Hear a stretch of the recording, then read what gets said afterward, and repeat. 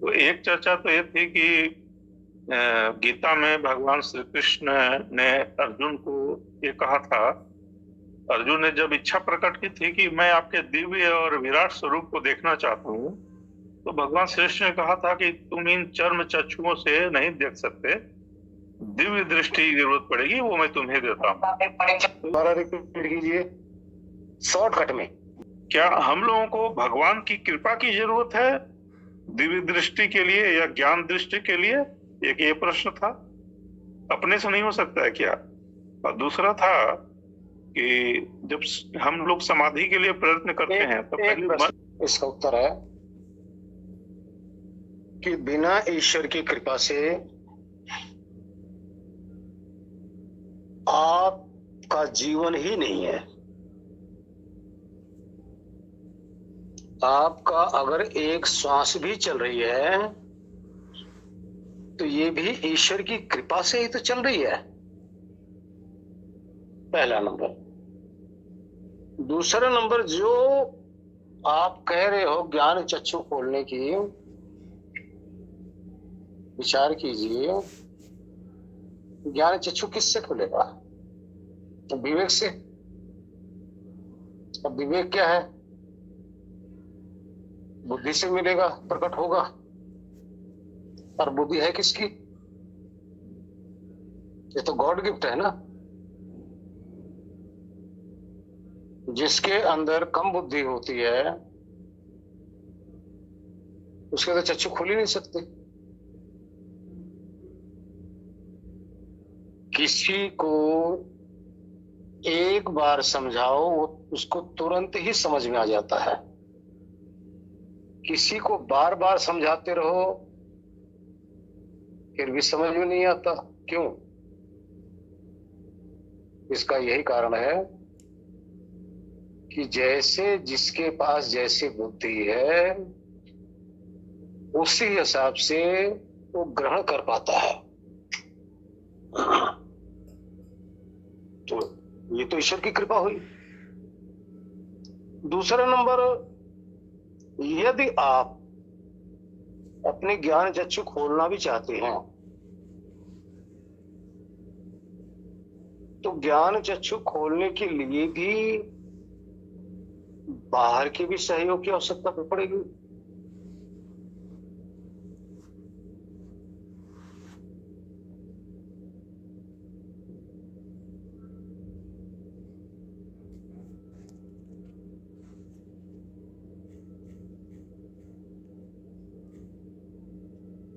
किसी का फोन आ गया था इमरजेंसी। तो देखिए, जो कुछ भी आप लोगों को मिल रहा है, आपकी एक सांस भी तो परमात्मा की कृपा से मिल रहा है ना। आपका जीवन भी परमात्मा की कृपा से मिल रहा है। आपके शरीर का एक एक जो दिन गुजर रहा है ये भी तो परमात्मा की कृपा से है। लेकिन परमात्मा की कृपा भी तभी काम आएगी जब आप अपनी कृपा करेंगे। जब हम अपनी कृपा करना चाहेंगे तभी परमात्मा किसी ज्ञानी, तत्वदर्शी या गुरु से मिलाता है। और जैसा आपका विवेक होगा, जैसी आपकी बुद्धि होगी, उसी के अनुरूप ही परमात्मा मिलाएगा। ऐसा नहीं कि आपकी बुद्धि तो बिल्कुल निकृष्ट है और गुरु मिला दिया पीएचडी का तो आपके समझ में नहीं आएगी। इसलिए परमात्मा, ईश्वर की आवश्यकता, ईश्वर का सहारा सबसे पहले है। उसके बाद में आपका अपनी कृपा होगी, ये पहले ही बताया गया है। तभी आपकी दिव्य दृष्टि प्रकट होगी, तभी आप दिव्य दृष्टि प्रकट भी हो गई और आप उसका उपयोग नहीं किए तो वो भी किसी काम का नहीं। आपके अंदर चाहत बहुत है, आपको अच्छा गुरु नहीं मिला जो आपके सारे संशय मिटा दे, तब भी तो बात नहीं बनेगी। तो हर चीज के लिए भी सबकी आवश्यकता है, आपकी भी आवश्यकता है, गुरु की भी आवश्यकता है, शास्त्रों की भी आवश्यकता है, और ईश्वर की आवश्यकता है। सबसे प्रथम ईश्वर की आवश्यकता है। तो इस तरह से जब करेंगे तभी आगे हम अपने लक्ष्य तक की प्राप्ति कर सकते हैं। करिए। जब मन ऐसे चंचल है और जब हम उसको एकाग्र करते हैं, भगवत चिंतन में लगाते हैं, तो वो चंचलता के मारे अपना जो स्वभाव है उसे बेचैन हो जाता है और सो जाता है। उस समय हमें मतलब कि आत्मा की अनुभूति प्रतिबोध होता है। जी गुरु जी, हरिओम। मन क्या है, पहले इसको फिर समझो। जिसको आप चंचल मन कह रहे हो ना, ये वृत्तियां हैं आपकी, इस मन की वृत्तियां हैं। आप देखेंगे इसमें असंख्य प्रकार के चित्र, शब्द, रस, रूप, गंध उभर रहे हैं। ये इसके अंदर समाया हुआ है, आपकी बनाई हुई पूंजी है। ये पूंजी आपने इसमें उपस्थित किया है, तो ये आपको बार बार रिपीट कर रहा है। लेकिन जब आप अपने ध्येय पे चलना चाहेंगे ना, जो आपका अपना लक्ष्य है, जब उस पे आप चलना चाहेंगे तो आप मन की चंचलता को नहीं देखेंगे, मन की चंचलता की तरफ ध्यान नहीं देंगे, और देना भी नहीं चाहिए। उस समय इसी मन को आप अपने ध्येय की तरफ लगाइए, ध्येय का बार बार चिंतन कीजिए,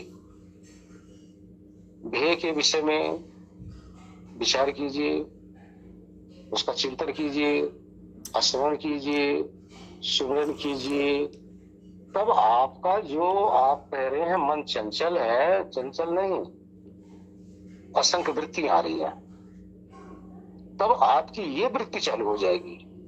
बाकी जो वृत्तियां हैं वो हट जाएंगी, तब आपकी ये वृत्ति चालू होगी। ध्यान रहे, वृत्ति कहते हैं व्यापार को। ये आपका जो मन है ना, ये व्यापार कर रहा है, यही व्यापार करना उसका काम है।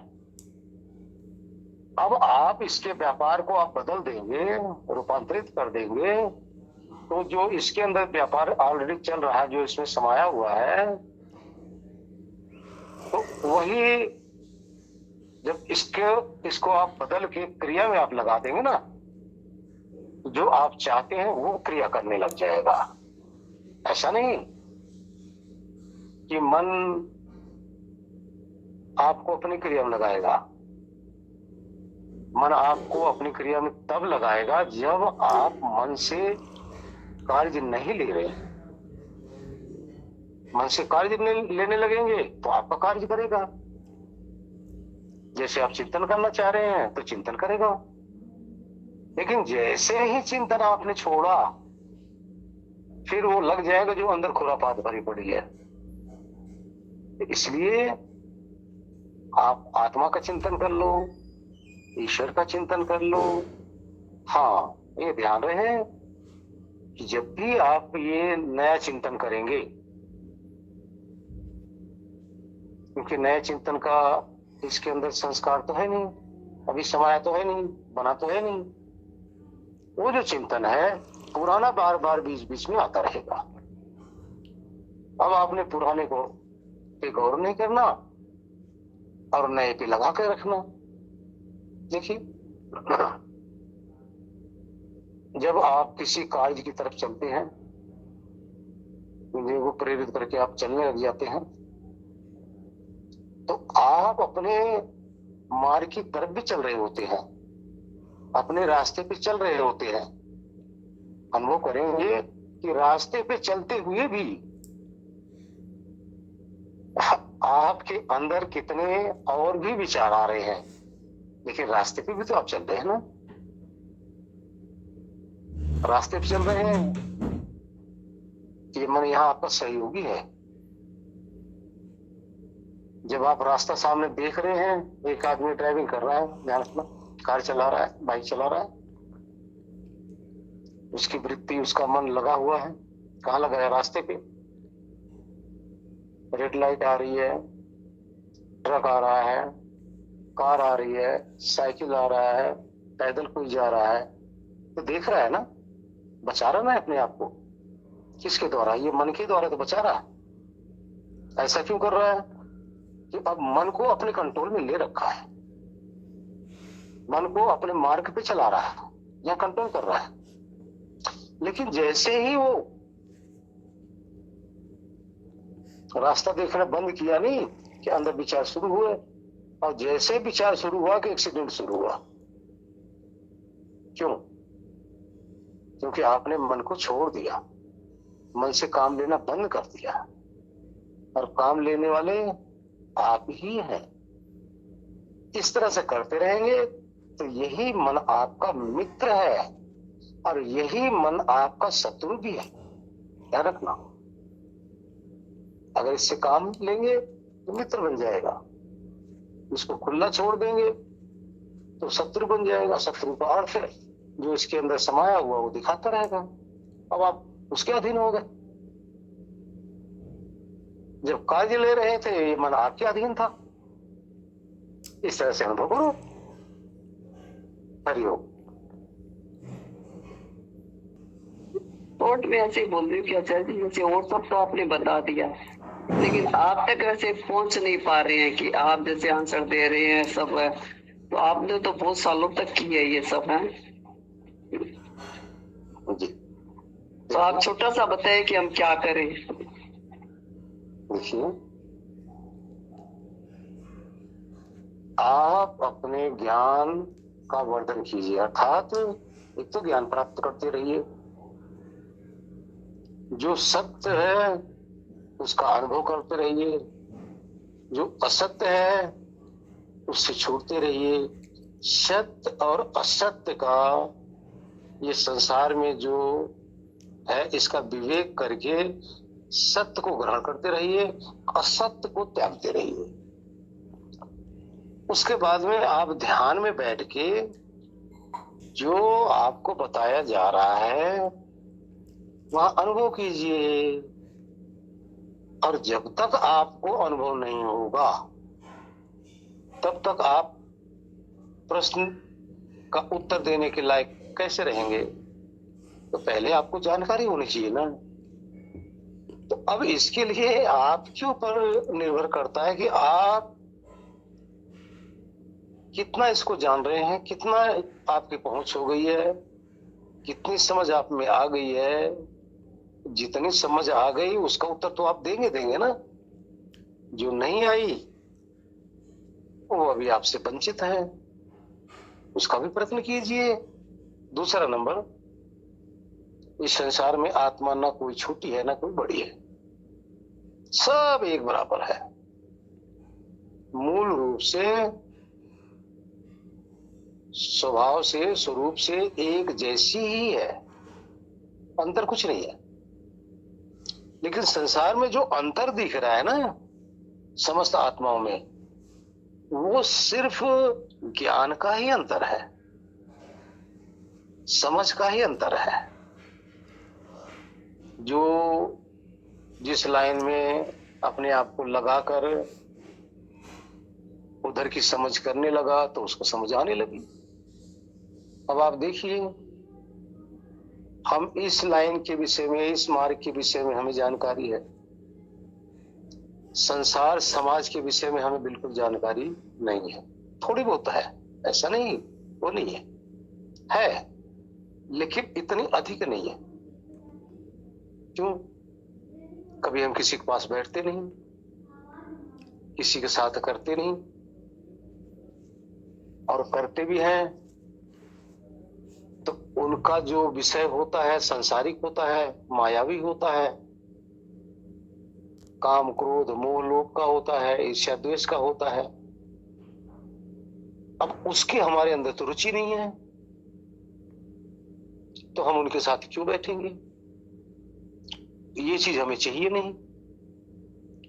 अच्छा, अब वो अगर हमारे साथ बैठेंगे तो जो हमारे पास है इसकी डिमांड उनके पास में नहीं है। उनके पास इसकी डिमांड नहीं है। तो भाई ऐसा है, देख, जिस चीज की जो डिमांड होती है उसी के हिसाब से साथी ढूंढता है, संगत ढूंढता है, उनके बीच में बैठता है और वही चर्चाएं करता है। तो आप अपने विवेक को बढ़ाइए। अध्यात्म मार्ग में जितना ही अग्रसर होते चले जाएंगे उतना ही आपके अंदर निखार आता जाएगा।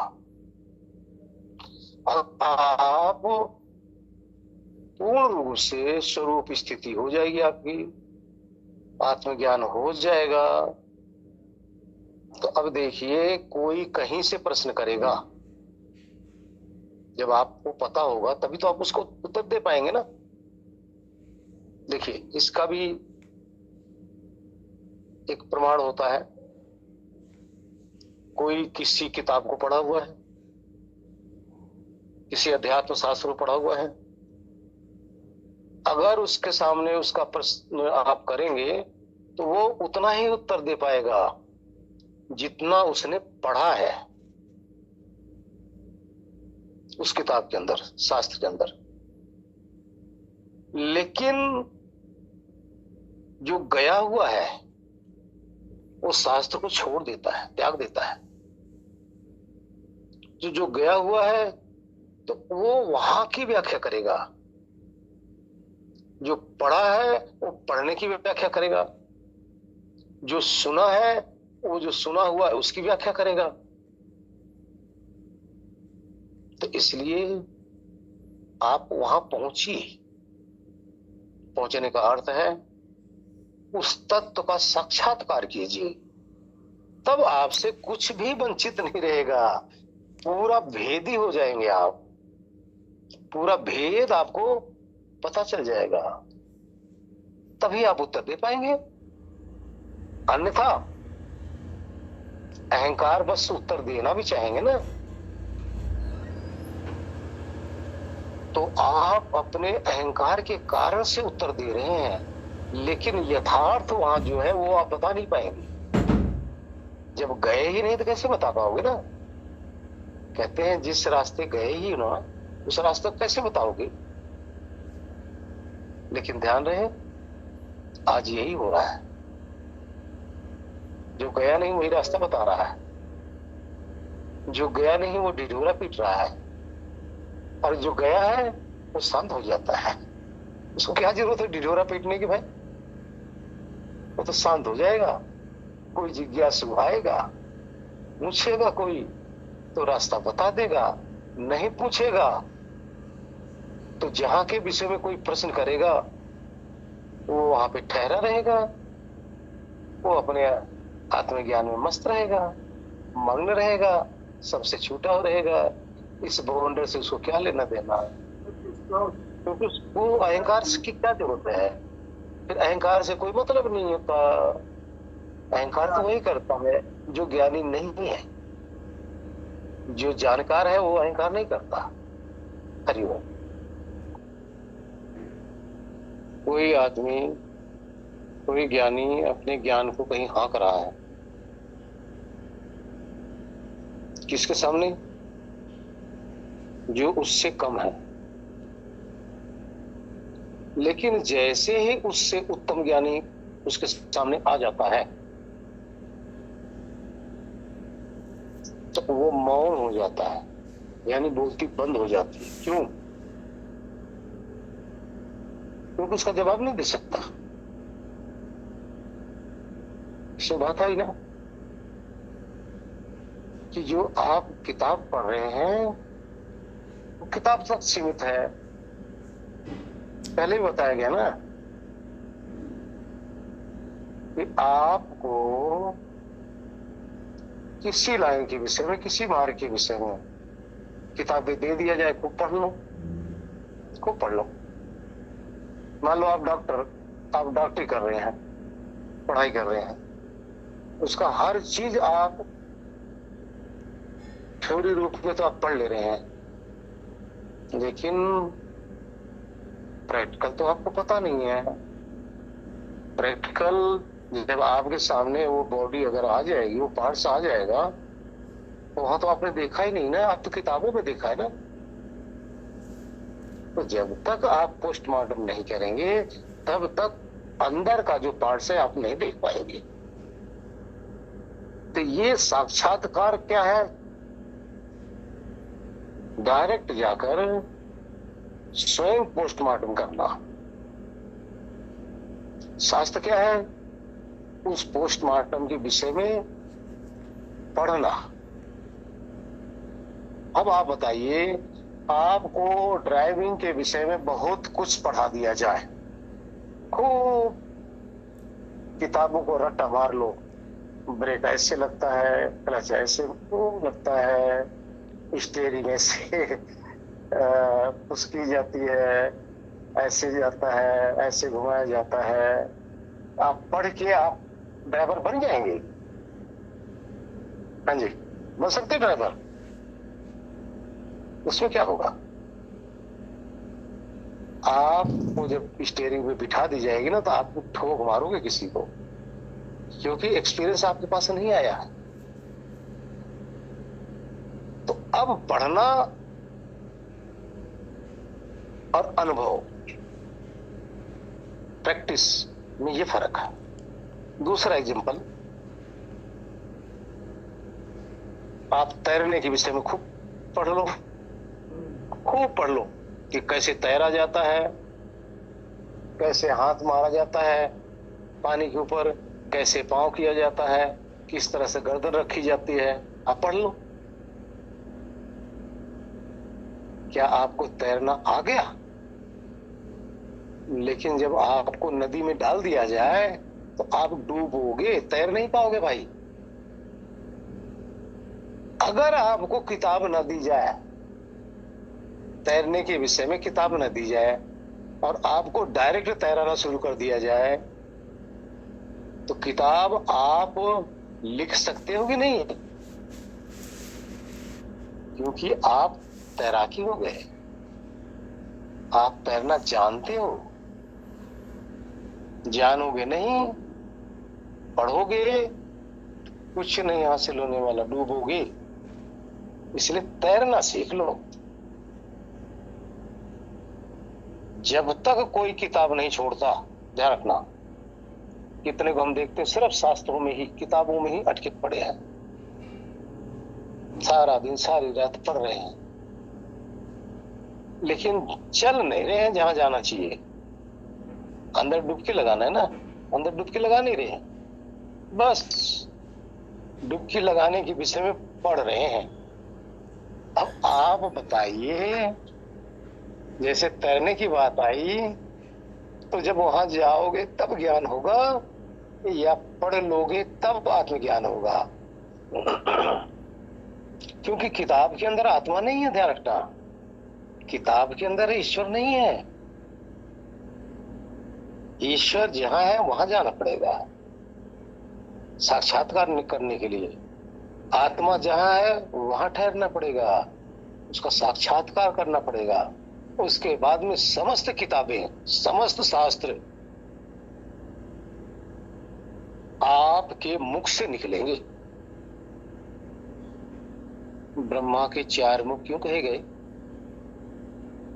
4 मुख का अर्थ होता है 4 वेद। वेद क्या है? ज्ञान। जो इस आत्मज्ञान को कर लेता है, साक्षात्कार कर लेता है, वो स्वयं ब्रह्मा हो गया, अर्थात उसको लिख सकता है, उसको लिपिबद्ध कर सकता है। अब उसको किताब पढ़ने की आवश्यकता नहीं है, वो स्वयं लिपिबद्ध करेगा। इसलिए ज्ञानी बनिए, शब्द ज्ञान में ही तत्व ज्ञान बनिए। हरिओम। कभी भी निष्फल नहीं हो सकता, उसने फल देना ही देना है। अगर ऐसा नहीं है तो सृष्टि का नियम ही ध्वस्त हो जाएगा। कर्म फल अवश्य ही भोगना है। लेकिन कर्म फल को भोगते हुए आगे के लिए कर्म करना है। देखिए हम सबका जो जीवन चल रहा है ना, जो श्वासें मिली हुई है, जो जीवन चल रहा है, ये कर्म फल भोग ही है। यही है कर्म फल भोग। उसके आधार पर सबकी आयु मिली है, सबका जीवन चल रहा है। अब रही बैराग के द्वारा, अगर आप बैराग करेंगे, कर्म है क्या पहले विचार कीजिए। कर्म है किसी भी पदार्थ और प्राणी के प्रति आकर्षण। ये मोह में आ गया। अगर ये राग और मोह होता है तो उनकी तरफ जब हम प्रेरित होते हैं, जो हरकत करते हैं, तो इसी का नाम कर्म हो गया। उसको प्राप्त करने के लिए इस नाम कर्म है। अगर हम बैराग करने लग जाए, बैरागी ही हो जाए, तो अभी तो कर्म हो रहा है ना।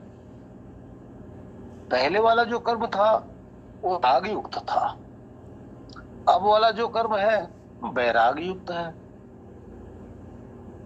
अगर अनासक्त रूप पूर्वक हम कर्म कर रहे हैं तो ये बंधन से रहित है। आसक्ति के पूर्वक कर्म कर रहे हैं तो ये बंधन को सहित है, बांधेगा। जो हम बैराग कर रहे हैं ना, बैराग का अर्थ है कि हम प्राणी और पदार्थों के लिए कुछ हम कर ही नहीं रहे हैं, यह बैराग। लेकिन यहां भी कर्म हो रहा है। आत्मज्ञान के लिए हम कर्म कर रहे हैं, ईश्वर की प्राप्ति के लिए हम कर्म कर रहे हैं। तो अभी बताया ना कि कोई भी कर्म निष्फल नहीं जाता। जब आत्मज्ञान के लिए जो कुछ हम करेंगे तो ये आत्मज्ञान का कर्म हो गया। तो हम आत्मज्ञान के लिए हम जो करेंगे तो हमें आत्मज्ञान की प्राप्ति होगी। ईश्वर की प्राप्ति के लिए जो कुछ कर्म करेंगे तो ईश्वर की प्राप्ति होगी। संसार की प्राप्ति के लिए जो कर्म करेंगे तो संसार की प्राप्ति होगी। तो कर्म तो सब जगह हो रहा है ना, लेकिन कर्म कैसा हो रहा है इस पर निर्भर कर रहा है ना। तो बैराग के द्वारा अध्यात्म की प्राप्ति होती है और राग के द्वारा